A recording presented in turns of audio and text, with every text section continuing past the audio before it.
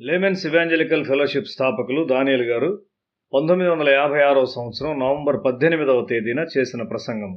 దేవుని బిడ్డ యొక్క లోతైన భావాలను బయటకు తెచ్చున్న ఒక ఆశ్చర్యకరమైన కీర్తన 16వ కీర్తన. 8వ వచనములో, సదాకాలము యెహోవా యందు నా గురి నిలుపుచున్నాను, ఆయన నా కుడి పార్శ్వమందు ఉన్నాడు గనక నేను కదల్చబడను అని రాయబడి ఉన్నది. నా కళాశాల దినాల్లో దేవుడు నా కుడి ప్రక్కన ఉండుట నేను భావించాను. తరువాత కూడా ఆయన కృప ద్వారా నా జీవితమంతా అదే విధంగా ఉన్నది. దేవుడు ఎల్లప్పుడూ నీ ముందు ఉంటున్నాడా? అనగా స్నేహితుల మధ్యలో ఉన్నప్పుడు, శత్రువుల మధ్యలో ఉన్నప్పుడు, నీ ఆటల్లో ఉన్నప్పుడు, భోజనము చేయనప్పుడు మరియు నిద్రించినప్పుడు. అలాగే 7వ వచనములో, రాత్రి గడియలలో నా అంతరింద్రియము నాకు బోధించుచున్నది అని రాయబడి ఉన్నది. దేవుని వాక్యమును నీ హృదయములో దాచుకున్నప్పుడు అది నీవు నిద్రించేటప్పుడు నీకు బోధించును. నీ శరీరము యొక్క కళ్ళెములను హృదయము పట్టుకొనును.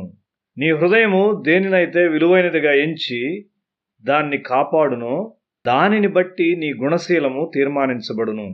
నీ హృదయ వాంఛను బట్టి నీ నిర్ణయములు ఉండును. దేవుడు ఒక రాత్రి అబ్రహాముతో మాట్లాడి అతనికి నక్షత్రములు చూపాడు. అబ్రహామునకు విస్తారమైన సంతానము కలుగుతుందని ఆయన చెప్పాడు. ఆయన కొరకై మన కోరికను లోతుగా చేయుటకు రాత్రి జాములలో దేవుడు మనకు బోధించాలని కోరుచున్నాడు. దేవుని వాక్యమును నీవు ధ్యానించవలసి ఉన్నావు. దేవుని తలంపులు మరియు దేవుని వాక్యము నీ గ్రహింపులేని స్థితి మీద ఆధిపత్యము కలిగి ఉన్నప్పుడు దేవుని కొరకైన కోరికలు నీలో నాటబడును మరియు నీ జీవితమంతటిని కప్పును. నీ జీవితము ఆ విధముగా ఒక జయకరమైనదిగా ఉండును.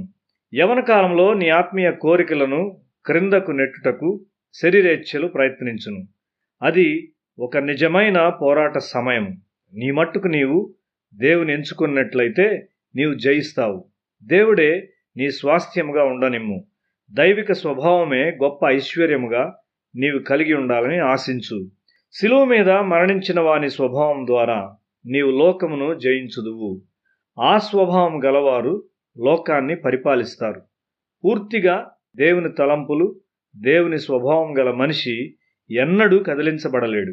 అతడు చెరసాల్లో పెట్టబడవచ్చు, లేక కాల్చివేయబడవచ్చు, లేక మరొక విధంగా చంపబడవచ్చు. అయితే అతడు కదిలించబడడు. దేవుడు అతని భాగమై ఉన్నాడు. యెహోవా నా స్వాస్థ్య భాగము, నా పానీయ భాగము నీవే, నా భాగమును కాపాడుచున్నావు అని 5వ వచనంలో మనం చూస్తున్నాం. దేవునిలో మరియు ఆయన స్వభావములో అతడు త్రాగుచున్నానని దావీదు చెప్పుచున్నాడు. దేవుడు నీ స్వాస్థ్యమై ఉన్నాడు. ఆయన నీ స్వాస్థ్యమును కాపాడును. ఈ లోతైన తలంపుల్లో దావీదు ఉన్నతమైన ఎత్తునకు లేచున్నాడు.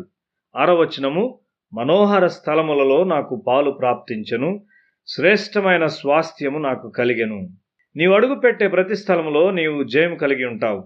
నా యవన కాలంలో దేవుడు నాకు ఆ విధమైన విజయాలు ఇచ్చాడు. నేను వెళ్ళిన ప్రతి కళాశాలలో మనుష్యుల వ్యవహారముల్లో ఆయనను సార్వభౌమునిగా నేను ప్రదర్శించగలిగాను. యవనులు ఆయన వైపు ఆకర్షించబడినారు. నీవు ఆ విధంగా జయించవలసి ఉన్నావు. యవన ప్రజలారా, మీరెన్నడూ కదల్చబడరు, మీరు ఓడించబడరు. మీ విశ్వాసము గౌరవించబడును. దేవుని దృష్టిలో పవిత్రముగా మరియు పరిశుద్ధంగా ఉండండి.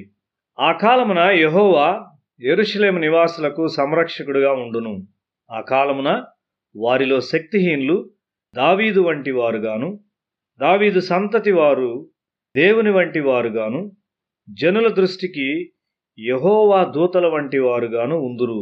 ఆ కాలమున యెరూషలేము మీదికి వచ్చు అన్యజనులందరినీ నేను నశింపజేయ పూనుకొనెదను.